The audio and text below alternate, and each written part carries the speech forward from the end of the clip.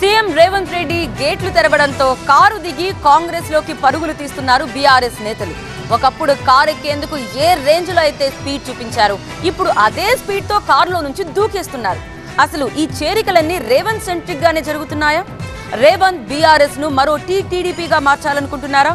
అత్యంత సన్నిహితులు సీనియర్లను పార్టీలోకి పిలిచి కేసీఆర్ ను మానసికంగా దెబ్బకొట్టాలని చూస్తున్నారా? అసలు రేవంత్ టార్గెట్ ఏంటి?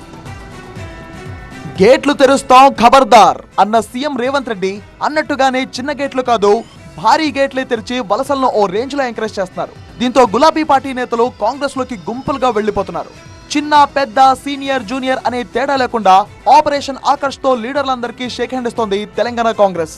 మీ భవిష్యత్తుకు మా భరోసా అంటూ వచ్చిన వారందరికీ వచ్చినట్లుగా కండువ కప్పేస్తోంది. దీంతో బీఆర్ఎస్ కాస్త ఖాళీ అవుతోంది. 6 నెలల క్రితం వరకు ఫుల్ టైట్ గా ఉన్న కార్ ఇప్పుడు జంపింగ్లతో కొంత ఖాళీగా కనిపిస్తోంది. ఇదంతా సీఎం రేవంత్ రెడ్డి వ్యూహాత్మకంగానే చేస్తున్నట్టు తెలుస్తోంది. బీఆర్ఎస్ ను దెబ్బ కొట్టేందుకు చూస్తున్నారంటున్నారు విశ్లేషకులు. అంతేకాదు, రాష్ట్రం ఏర్పడ్డాక పూర్తిగా ఉనికి కోల్పోయిన టీటీడీపీలా బీఆర్ఎస్ ను చేయాలని చూస్తున్నారన్న చర్చ ఊపందుకుంది.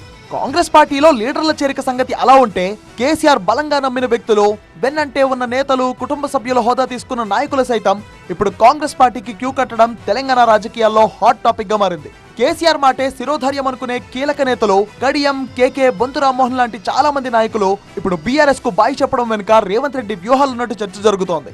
రేవంత్ రెడ్డి టార్గెట్ కేవలం బీఆర్ఎస్ ను ఖాళీ చేయడమే కాదు, వెన్నంటే ఉంటూ మంచి చెడు మాట్లాడుకునే సాన్నిహిత్యం ఉన్న వాళ్లను సైతం పార్టీలోకి చేర్చుకుని కేసీఆర్ ను మానసికంగానూ కొంగదీయడమే రేవంత్ రెడ్డి లక్ష్యమన్న వాదనలు వినిపిస్తున్నాయి. ప్రస్తుత పరిస్థితుల నేపథ్యంలో రేవంత్ గతంలో మాట్లాడిన మాటలు ఇప్పుడు తెరపైకి తీసుకొస్తున్నారు.